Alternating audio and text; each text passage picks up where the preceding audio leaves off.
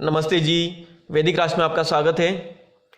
भरे राज दरबार में आचार्य विष्णु शर्मा कहते हैं कि अगर आपके बालकों को राजन 6 मास के भीतर मैं व्यवहारिक ज्ञान का प्रकांड विद्वान ना बना दूं तो आप मुझे मृत्युदंड दे दीजिएगा।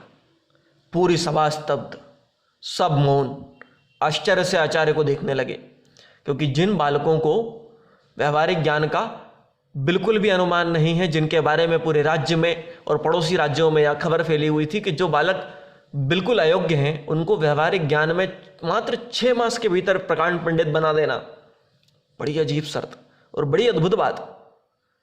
80 साल का एक बुजुर्ग आचार्य ऐसा कैसे कह सकता है? लेकिन उन्होंने वह करके दिखाया और फिर तब से व्यवहारिक ज्ञान की एक परंपरा भारत में बनी। हम बात कर रहे हैं पंचतंत्र की मूल कथाओं की, जिनमें व्यवहारिक ज्ञान का पूरा सागर, गागर में सागर भरा हुआ है, उसी की बात कर रहे हैं हम। अगर आपने अभी तक पंचतंत्र की इस कड़ी के पिछले भाग नहीं देखे हैं तो वह अवश्य देखें। आइए पंचतंत्र की कड़ी का अगला भाग हम आपके लिए लेकर आए हैं, श्रृंगाल दुंदुभी कथा विषय की ओर चलते हैं, पंचतंत्र से शिक्षा लेते हैं। आइए। दमनक ने कहा कि कभी गोमायु नाम का एक श्रृंगाल भूख और प्यास से व्याकुल होकर भोजन की तलाश में इधर उधर घूम रहा था। उसने वन में किसी एक भाग में 2 सेनाओं के युद्ध स्थल को देखा। उसी भूमि में गिरे हुए एक नगाड़े की ध्वनि को सुना, जो वायु के कारण हिलने वाली लताओं की छोटी छोटी टहनियों के आघात से उत्पन्न हो रही थी। नगाड़ा रखा हुआ था, वायु बह रही थी और छोटी छोटी टहनियाँ जो लताओं की है उनके बीच में, उनकी वजह से उस नगाड़े पर ध्वनि पड़ रही थी और आवाज़ आ रही थी। उस ध्वनि को सुनकर भय से वह त्रस्त हो उठा और अपने मन में सोचने लगा, अरे अब तो मैं मर गया। अब तो अच्छा यही होगा कि उस ध्वनि करने वाले जीव के सामने मैं पड़ूँ ही ना, उससे पूर्व यहाँ से भाग चलूँ। इस प्रकार सहसा भागना उचित भी नहीं, ऐसा अचानक उसके मन में विचार आया। क्यों? भय या हर्ष की स्थिति में जो व्यक्ति विचार करता है या बिना सोचे समझे सहसा कोई कार्य कर बैठता है, वह व्यक्ति हमेशा दुखी होता है। और जो जब खुशी हो, भय हो या कोई दुख हो, इन 3 परिस्थितियों में विचार नहीं करता, वचन नहीं देता, कुछ निर्णय नहीं लेता, वह व्यक्ति कभी दुखी नहीं होता। हमेशा उसके डिसीजन, उसके निर्णय सही होते हैं। एक बार पुनः दोहरा दूं मैं, कौन सी चीज़ें? भय या हर्ष।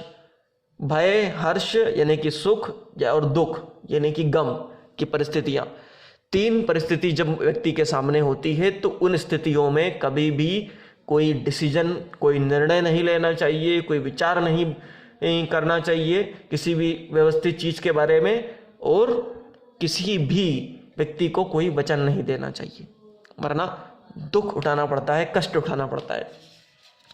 आगे आचार्य कहते हैं कि अतः मैं, अब वो श्रृंगाल जो है वो सोच रहा है कि मैं जान लूँ कि यह शब्द किस चीज़ का है। इस प्रकार धैर्यपूर्वक विचार करते हुए वह धीरे धीरे उस दुंदुभी के पास पहुंच गया। कुछ दूर से ही उसको भली भांति देखने के बाद जब उसने तय कर लिया कि यह तो नगाड़ा है, तो उसके सन्निकट पहुंच गया। अब कौतूहलवश दुंदुभी के स्वयं बजाकर देखा। पुनः प्रसन्न होकर वह सोचने लगा कि हो, बहुत दिनों के बाद आज मुझे पर्याप्त भोजन मिला है। इसको देखने से जान पड़ता है कि यहाँ मांस और मज्जा खून से भरा हुआ है, क्योंकि युद्ध स्थल था, वहाँ आसपास मांस और खून भरा पड़ा था। और उसने क्या सोचा कि इस नगाड़े के अंदर भी मांस, मज्जा, खून भरा पड़ा है। उसने कठोर चर्म द्वारा समृद्ध उस दुंदुभी को किसी प्रकार अपने दांतों से फाड़ दिया और प्रवेश करने योग्य एक छेद बनाकर प्रसन्न मन से उसके भीतर घुस गया। कठिन चमरावृत जो चमड़े था, उसकी परत थी, उसको तोड़ने के बाद उसके दांत भी टूट गए थे, पर उसको खुशी थी कि इतना भोजन मिला है मुझे आज तो बड़े दिनों के बाद। उसके भीतर घुसने पर उसको मात्र काष्ठ काष्ठ दिखा दिया कि वहाँ लकड़ी लकड़ी भरी पड़ी है, अंदर तो कुछ भी नहीं है। वह बड़ा निराश हुआ और एक कहने लगा कि मैंने पहले समझा था कि दुंदुभी मांस, मज्जा और रक्त से पूर्ण होगी, पर अब इसके अंदर तो लकड़ी है। उक्त कथा के कहने के बाद दमनक कहता है कि इसीलिए मैं कहता हूँ श्रीमान को किसी भी शब्द मात्र से भयभीत नहीं होना चाहिए। आपने अगर पिछले भाग नहीं देखे हैं तो मैं एक बार पुनः कहना चाहूँगा कि पिछले भाग देखें। दमनक और पिंगलक की बातें चल रही हैं और ये बातें आचार्य विष्णु शर्मा अपने शिष्यों को कहानियों के माध्यम से सुना रहे हैं। उसी के अंतर्गत हम चल रहे हैं लगातार। आगे दमनक की बात को सुनकर पिंगलक ने कहा कि भद्र देखो, मैं क्या करूं, मेरा यह संपूर्ण अनुयायी वर्ग भयत्रस्त होकर अन्यत्र जाना चाहता है। मैं इस स्थान पर धैर्यपूर्वक एकाकी कैसे रह सकता हूं? उसने कहा, स्वामी, यह आपके अनुयायियों का दोष नहीं है, स्वामी के ही अनुरूप सेवक होते हैं। कहा भी गया है, अश्व, शस्त्र, शास्त्र, वीणा, वाणी और व्यक्ति, ये जिसके सानिध्य व आश्रय में होते हैं ना, उसी के से योग्य और अयोग्य बनते हैं। कौन कौन? अश्व, शस्त्र या शास्त्र, वाणी, वीणा और व्यक्ति अर्थात मनुष्य, नर नारी, शस्त्र जो हथियार होते हैं, शास्त्र जो ज्ञान होता है वो, वाणी जिसके पास होती है उसके लिए उपयोगी होती है, और वो जैसा व्यक्ति होता है उसके अनुसार ये चीज़ें काम करती हैं। अगर ये योग्य व्यक्ति के हाथ में जाएंगी, लोग योग्य व्यक्ति के हाथ में जाएंगे, वाद्य यंत्र योग्य व्यक्ति के हाथ में जाएंगे, वाणी योग्य व्यक्ति के पास, कोई ज्ञान योग्य व्यक्ति के पास होगा तो वो अच्छा कार्य में यूज़ होगा, अच्छे उत्तम चीज़ों में यूज़ होगा, वो उपयोग ज्ञान जो है अच्छा हो जाएगा। लेकिन अगर वो अनुपयोगी व्यक्ति, गलत व्यक्ति के हाथ में होगा तो ज्ञान अपने आप गलत चीज़ों में उपयोग हो जाएगा और वो ज्ञान अच्छा होते हुए भी गलत हो जाएगा। इसीलिए इसमें इनका दोष नहीं है, ये जिस व्यक्ति के हाथ में होते हैं, कुशल और योग्य व्यक्ति के अगर पास में होते हैं तो ही योग्य बनते हैं, वरना अयोग्य हो जाते हैं अयोग्य व्यक्ति के पास जाकर, अयोग्य व्यक्ति के हाथ में पड़कर। आप धैर्यपूर्वक यहाँ बैठकर मेरी प्रतीक्षा कीजिए, मैं जाकर शब्द के वास्तविक कारण को समझ के आता हूँ। पहले मेरे आने के बाद ही आप जैसा उचित निर्णय लें वैसा अच्छा रहेगा। यह सुनकर पिंगलक ने कहा, क्या आप वहाँ जाना चाहेंगे? दमनक ने कहा कि महाराज, सच्चे सेवक के लिए स्वामी की आज्ञा के बाद कोई भी कार्य करनी या अकरणी नहीं होता। कहा भी जाता है कि स्वामी की आज्ञा के बाद सच्चे सेवक के लिए कहीं भी भय का स्थान नहीं रह जाता, वह सर्प के मुख में और दुस्तार सागर में भी कूद पड़ता है। मतलब एक बार आज्ञा मिल गई तो मिल गई, फिर वह उसको किसी भी तरीके से पूर्ण करता है।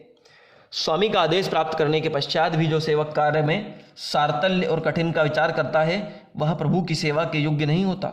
ऐश्वर्य को चाहने वाले राजा को सेवकों का संग्रह नहीं करना चाहिए। ऐसे उस उक्त वचन को सुनकर पिंगलक ने कहा कि भद्र, यदि तुम चाहते हो तो जाओ, तुम्हारा मार्ग मंगलमय हो। दमनक भी राजा की आज्ञा पाकर राजा को प्रणाम करने के बाद संजीवक के शब्दों का अनुसरण करता हुआ वहां से चल दिया। इसमें एक बात और सीखने योग्य है कि जब आप किसी के लिए कार्य करें और कार्य करने योग्य हो, कितना ही कठिन हो, लेकिन आपको लगता है कि आप कर सकते हैं या प्रयास करना ही चाहिए आपको एक बार, तो बजाय मना करने के, बिना प्रयास किए उस कार्य को एक बार करने का प्रयास जरूर करना चाहिए, कठिन से कठिन कार्य को भी। क्योंकि किसी व्यक्ति के लिए काम करने का मतलब यही होता है कि आप कठिन से कठिन परिस्थितियों में उसका साथ दें, उसके लिए वह कठिन से कठिन कार्य करें ताकि आपकी कुशलता बढ़ती जाए और धीरे धीरे आप उसके योग्य हो जाएं और वह उसके लिए उपयोगी हो जाए। आगे आचार्य कहते हैं, दमनक ने कहा कि दमनक के चले जाने पर भय से व्याकुल होकर पिंगलक अब सोचता है कि मैंने बहुत बुरा कर दिया। दमनक तो चला गया, पिंगलक अब सोच रहा है क्यों बुरा कर दिया। दमनक का विश्वास करके उससे मनोगत भाव को तो मैंने कह दिया आपने। यदि दमनक ने दोनों ओर से वृत्ति ग्रहण अर्थात नौकरी या पैसे के चक्कर में आ गया और मंत्री पद से हटाया भी गया है, पहले अप्रसन्न होकर मेरे ही प्रतिकूल सोचना आरंभ कर दिया, तो क्या होगा? क्यों? क्योंकि जो सेवक पहले सम्मानित किया जाता है और पुनः विमानित किया जाता है ना, वे सतत राजा के विनाश का प्रयत्न करते हैं, भले ही ऐसे व्यक्ति उच्च कुल में उत्पन्न हुए हों या विचारवान हो। यह बात बहुत ध्यान देने योग्य बात है। एक बार पुनः मैं आपको बताना चाहूँगा क्या कहा है दमनक, क्या सोच रहा है कि जो व्यक्ति एक बार सम्मान देने योग्य होते हैं, अर्थात जिनको एक बार आपने सम्मान दे दिया, जिनको मित्र बना लिया, अपने नज़दीक बिठाया, या फिर जिन व्यक्तियों को अच्छा उचित सम्मान दिया गया सभा में या लोगों के सामने या व्यक्तिगत तौर पर आपके साथ आपके द्वारा, उन व्यक्तियों का जब अपमान होता है ना, तो वह व्यक्ति सतत रूप से उस एक ही विचार को पाले रहते हैं, उस एक विचार से बाहर नहीं निकल पाते वो। क्यों? उसका कारण है कि उनके दिमाग में, उनके मस्तिष्क में वो चीज़ हमेशा के लिए स्थिर हो जाती है। क्योंकि जब आपका कोई प्रिय व्यक्ति या जो आपको मानता हो, उचित मान सम्मान देता हो, ऐसा व्यक्ति जब आपका अपमान करता है तो आपका दिमाग, आपका मन मस्तिष्क उस विचार को निकाल नहीं पाता। इसीलिए कभी भी अपने करीबियों के नज़दीकी लोगों का अपमान करना नहीं चाहिए, उनके बारे में व्यवहार सोच समझ कर करना चाहिए, क्योंकि ऐसे लोग जो आपके करीब हो, चाहे वह छोटा से छोटा कार्य करने वाला सेवक हो, अगर आपका व्यवहार उसके प्रति उचित है, अच्छा व्यवहार है, तो वह आपसे अच्छे व्यवहार की आशा रखता है। अगर आप उसके साथ बुरा व्यवहार करते हैं, दुर्व्यवहार करते हैं अनुचित कारण से, और जहाँ कठोर प्रतिक्रिया नहीं देनी चाहिए थी, जहाँ कठोर प्रतिक्रिया दे बिना भी काम चल जाता है, ऐसी जगह या फिर कठोर प्रतिक्रिया देने के बाद उस व्यक्ति से उचित सम्मान पूर्वक बात नहीं की जाती है, तो वह व्यक्ति आपके लिए सबसे बड़ा खतरा बन सकता है। भविष्य में आपके कार्यों को बिगाड़ने वाला सबसे प्रमुख व्यक्ति हो सकता है अवसर मिलने पर, क्योंकि उसके मन मस्तिष्क से वह एक बात नहीं जाती है। तो उसकी आंतरिक इच्छा को जानने के लिए यहां से किसी दूसरे स्थान पर चला जाऊं, अब मुझे यहां से दूसरे स्थान पर चले जाना चाहिए, अर्थात सावधान सतर्क रहना चाहिए। संभव है कि दमनक मेरे शत्रु को लेकर आ जाए मुझे मारने के लिए, और कहा भी गया है, क्या कहा गया है, अविश्वस्त व्यक्ति अर्थात जो सावधान रहने वाला व्यक्ति होता है ना, निर्बल होने पर भी बलवान शत्रु के द्वारा नहीं मारा जा सकता। अर्थात ध्यान दीजिएगा एक बार और, जो व्यक्ति सतर्क होता है, सावधान होता है, उस व्यक्ति को जो है, चाहे वो निर्बल हो, कितना ही निर्बल हो, लेकिन सतर्क और सावधान है ना, उसको बड़ा से बड़ा शत्रु भी परास्त नहीं कर सकता। किंतु अगर विश्वस्त व्यक्ति है, व्यक्ति भरोसा करता है, असावधान है, तो कितना ही बलवान क्यों ना हो, निर्बल से निर्बल, कमजोर से कमजोर शत्रु के द्वारा भी मारा जा सकता है। अर्थात व्यक्ति को परास्त सिर्फ तब किया जा सकता है जब वह भरोसा करे, जब वह विश्वास में हो। विश्वास इकलौती ऐसी चीज है दुनिया की जिसके बाद व्यक्ति को परास्त किया जाता है।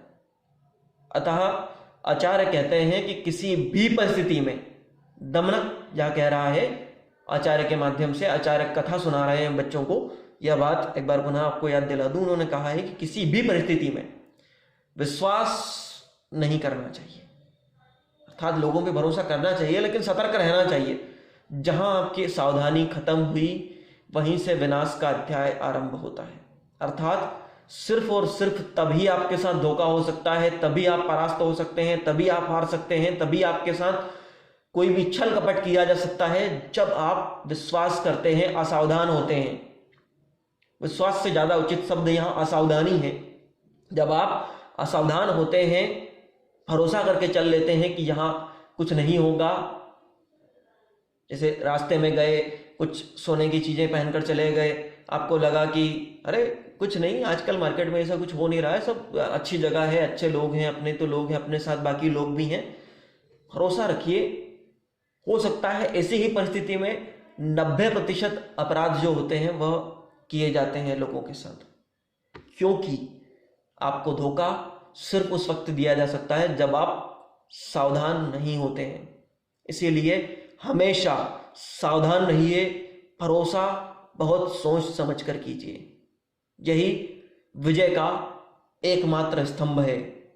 अगर आप ऐसा करेंगे तो आपको दुनिया में कोई परास्त नहीं कर सकता। आगे, जो व्यक्ति अपनी बुद्धि, समृद्धि, सुख और आयु की इच्छा रखता है ना, आचार्य कहते हैं आगे कि जो व्यक्ति अपनी बुद्धि, समृद्धि, सुख, आयु की इच्छा रखता है, उसे शत्रु के भाव से अगर देवताओं के गुरु बृहस्पति भी आ जाए ना, अर्थात देवताओं के गुरु बृहस्पति का मतलब है कि जो सबसे ज्यादा ज्ञानी, विद्वान, बुद्धिमान, विवेकवान, विचारवान, अच्छे कुल का व्यक्ति, संपन्न व्यक्ति भी हो, लेकिन शत्रु भाव में हो, अर्थात आपने कुछ गलत कर दिया है या फिर आपसे कोई गलती हो गई है और वो आपके साथ शत्रु भावना रखता हो और आपको ऐसा अनुमान हो जाए तनिक भी, ऐसे व्यक्ति पर भी भरोसा नहीं रखना चाहिए। फिर अर्थात अपनी बुद्धि, समृद्धि, आयु, सुख चाहते हैं तो शत्रु के भाव में आए देवताओं के गुरु बृहस्पति पर भी भरोसा मत कीजिए, वरना आपका विनाश निश्चित है।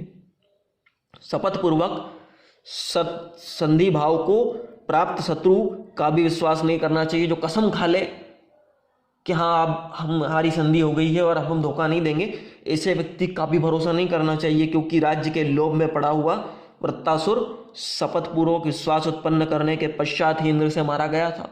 एक पौराणिक कहानी का यहाँ उदाहरण दिया हुआ है और कहा गया है कि शपथ पूर्वक भी अगर कोई आपको भरोसा दिला दे और आपका पुराना शत्रु हो, कभी आपका उससे विवाद हुआ हो, तो भी उसका भरोसा नहीं करना चाहिए, सतर्क रहना चाहिए। शत्रु पर विश्वास ना करें अगर, तो देवता भी अपने शत्रु को अभिभूत नहीं कर सकते, परास्त नहीं कर सकते अगर शत्रु भरोसा ना कर ले तो। दैत्य माता अदिति के गर्भ को इंद्र ने विश्वास के द्वारा ही वज्र से काटकर छिन्न भिन्न किया था। फिर एक पौराणिक कथा का जो है यहाँ पर उदाहरण दिया गया है। मूल बात है कि अगर शत्रु का भरोसा ना किया जाए या सब शत्रु जो है वह विश्वास ना करे, तो दुनिया में कोई भी अपने शत्रु को परास्त नहीं कर सकता, चाहे वो देवता क्यों ना हो। यह सोचकर दमनक जो है एकाकी चला गया और दूसरे स्थान पर जाकर बैठ गया, और जो है पिंगलक जाकर दूसरे स्थान पर बैठ जाता है और दमनक की प्रतीक्षा करने लगता है। दमनक ने संजीवक के पास, अब दमनक पहुंचा है संजीवक के पास, जो आवाज़ आ रही थी उसके पास, और जाकर समझ लिया कि यह तो बेल है। तो मन बहुत प्रसन्न होकर सोचने लगा, भगवान की कृपा से या तो अच्छा ही हुआ, इस बेल के साथ मैं पहले सिंह की मित्रता करवाऊंगा और फिर पुनः संधि विग्रह करवाऊंगा, अर्थात लड़ाई करवाऊंगा, और फिर उस पिंगलक को अपने वश में कर लूंगा।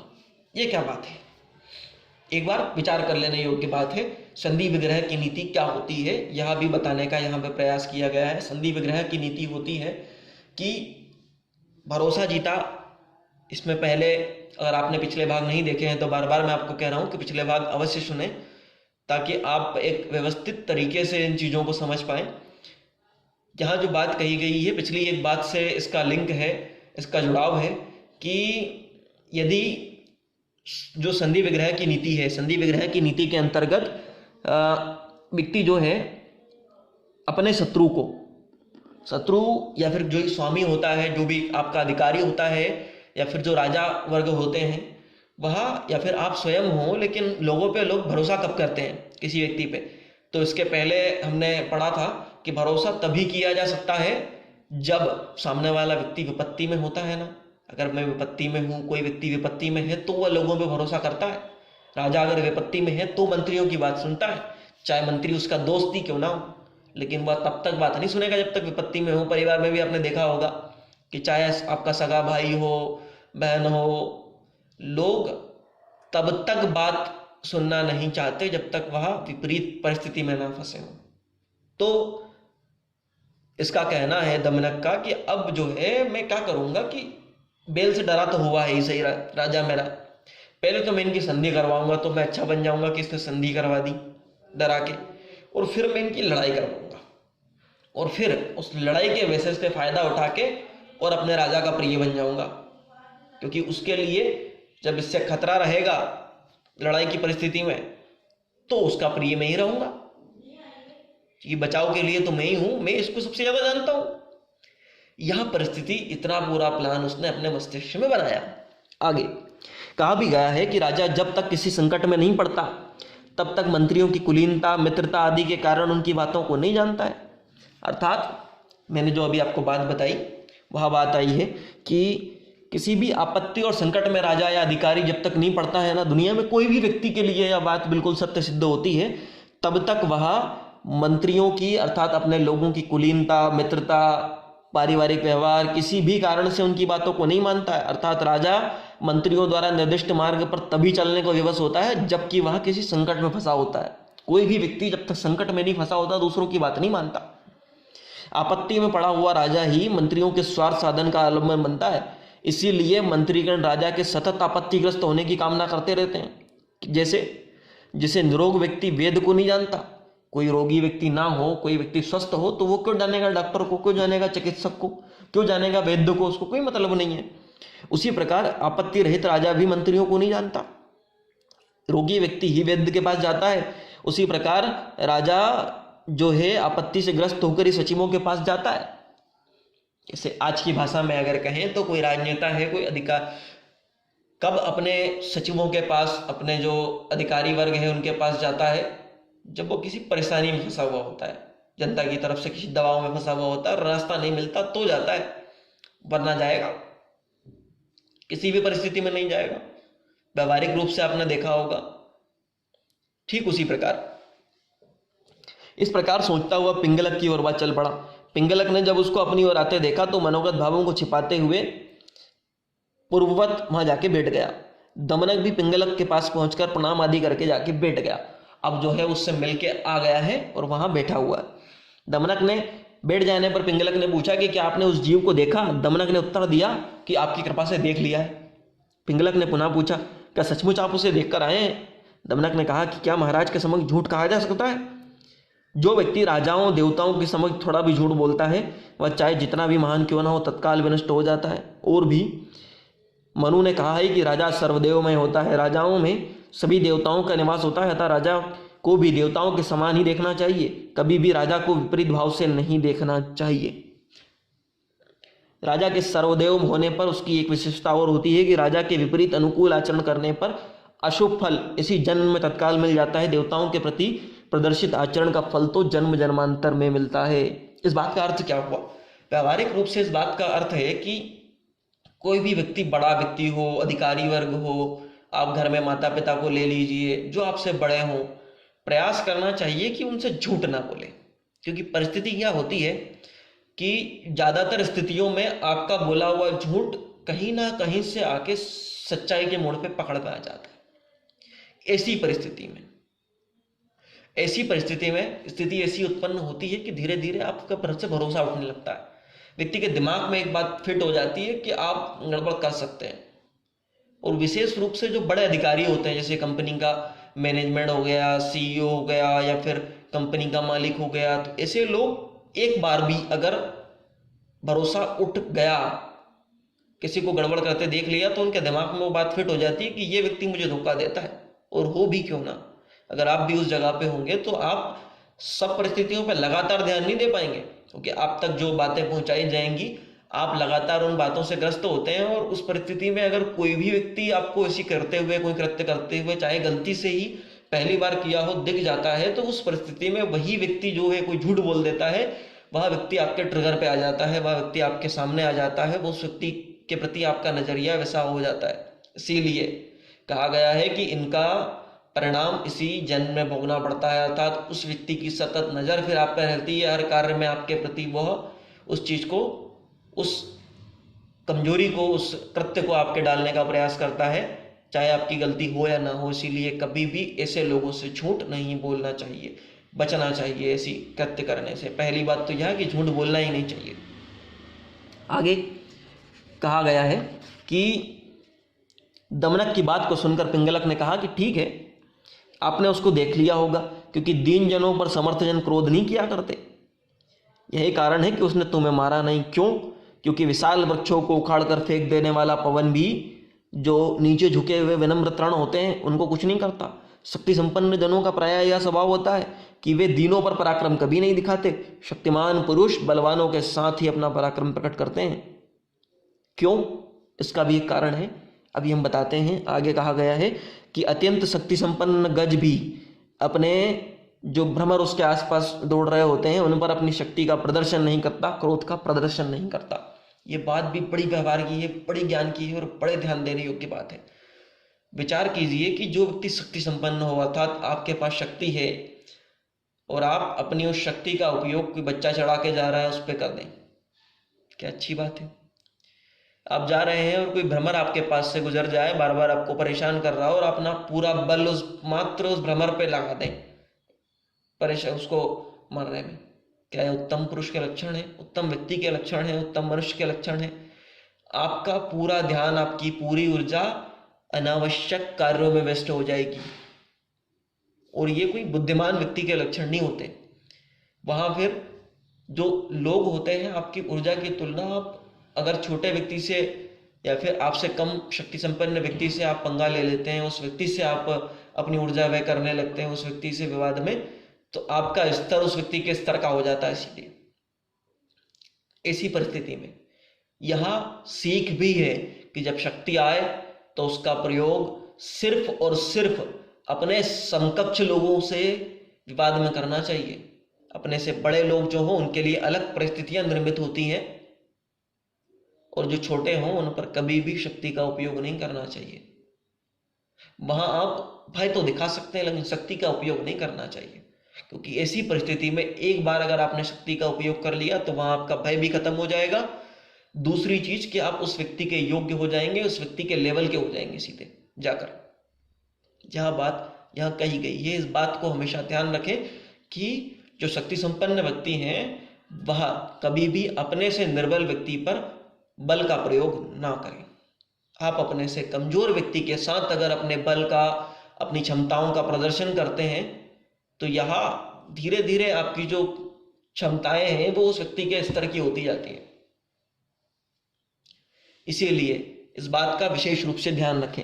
आगे कहा गया है कि महाराज, दमनक ने कहा कि महाराज सब ठीक है, वह शक्तिमान है, मैं दीन हूं, जो आप समझ लें। फिर भी यदि आपकी इच्छा हो तो आप आज्ञा दे तो मैं उसको आपकी सेवा में एक सेवक के रूप में उपस्थित कर सकता हूं। अब यहां भी एक बात विचार योग्य है, उसने उस चीज की कही, राजा को जिस चीज से सबसे ज्यादा भय था उस चीज को मैं सेवक के रूप में आपके सामने खड़ा कर दूंगा। एक दीर्घ निश्वास खींचते हुए पिंगलक ने पूछा कि क्या आप ऐसा कर सकते हैं? दमनक ने कहा, महाराज, बुद्धिमान जनों के लिए क्या दुष्कर होता है? कहा भी गया है कि शस्त्र, गज, अश्व, पैदल सैनिक जो कार्य नहीं कर सकते, बुद्धि वह भी संपन्न कर देती है। एक बार पुनः सुन ले कि जो कार्य शस्त्र, गज, अश्व, पैदल सैनिकों की सेना पूरी की पूरी, बड़े बड़े लोग जो कार्य नहीं कर सकते ना, वह कार्य बुद्धि आराम से संपन्न कर देती है। इसीलिए आप भी इस बात का सदैव स्मरण रखिए कि जो कार्य बड़े बड़े अस्त्र शस्त्र, बड़ी बड़ी बुद्धि के, जो बुद्धि से परे की चीजें जिनको आप कहते हैं कि भाई बल हो गया, ये हो गया, ताकत हो गई, मारना पीटना हो गया, ये लोग भी जो कार्य संपन्न नहीं कर सकते हैं ना, बुद्धि से वह कार्य भी संपन्न हो सकते हैं। इसीलिए बुद्धि सबसे तीव्र, सबसे मजबूत, सबसे प्रभावशाली शस्त्र माना जाता है। इसको जितना तीक्ष्ण बनाएंगे, जितना व्यवहारिक बनाएंगे, जितना उपयोगी बनाएंगे, उतना आपके लिए हितकर होगा, उपयोगी होगी। इसका आप उपयोग सबसे शक्तिशाली अस्त्र के रूप में कर सकते हैं। जहां दुनिया के सारे अस्त्र खत्म होते हैं, बुद्धि का अस्त्र वहां भी कार्य करता है। पिंगलक ने कुछ स्वस्थ होकर कहा कि यदि ऐसा कार्य आप कर सकते हैं तो आप मेरे मंत्री पद पर नियुक्त कर लिए गए। आज से मेरे प्रसाद और निग्रह संबंधित कार्यों को आप करेंगे, ऐसा मेरा निर्णय है। जो व्यक्ति विपरीत परिस्थितियों से निकालता है वही व्यक्ति प्रिय बनता है। पिंगलक का जो उद्देश्य था, अगर आपने पिछले भाग नहीं सुने हो तो आप सुने, वह पूर्ण हुआ, उसको नियुक्ति मिल गई। अब आगे क्या होता है, इन शिक्षाओं को जानने के लिए अगला भाग देखें। और पिछले भाग अगर आपने नहीं देखे हैं तो पिछले भाग भी दिए हुए हैं, उनको भी देखें। प्लेलिस्ट में जाके डिस्क्रिप्शन बॉक्स में भी उसकी लिस्ट मिल जाएंगी, आपको लिंक मिल जाएंगी। आइए, और इसी तरह की और प्रेरणादायक कहानियों के लिए, नीतिगत कहानियों के लिए, नीतिगत वचनों के लिए, महापुरुषों के जीवन के प्रेरक प्रसंगों के लिए वैदिक राष्ट्र यूट्यूब चैनल को लाइक करें, शेयर करें, सब्सक्राइब करें। हमारी यह कड़ी जो हम चला रहे हैं आपको कैसी लगी, इसके बारे में आपके क्या सुझाव हैं, इन शिक्षाओं के बारे में आपके क्या सुझाव हैं? क्या सभी को इन चीज़ों को पढ़ना चाहिए, जानना चाहिए? इससे क्या क्या लाभ हो सकते हैं? ऐसे जो भी विचार आपके उत्तम विचार हैं, अवश्य जानना चाहते हैं, उनको आप कमेंट बॉक्स में भी हमें कमेंट करके बता सकते हैं नीचे, या फिर हमारे वैदिक राष्ट्र के नंबर है उन पर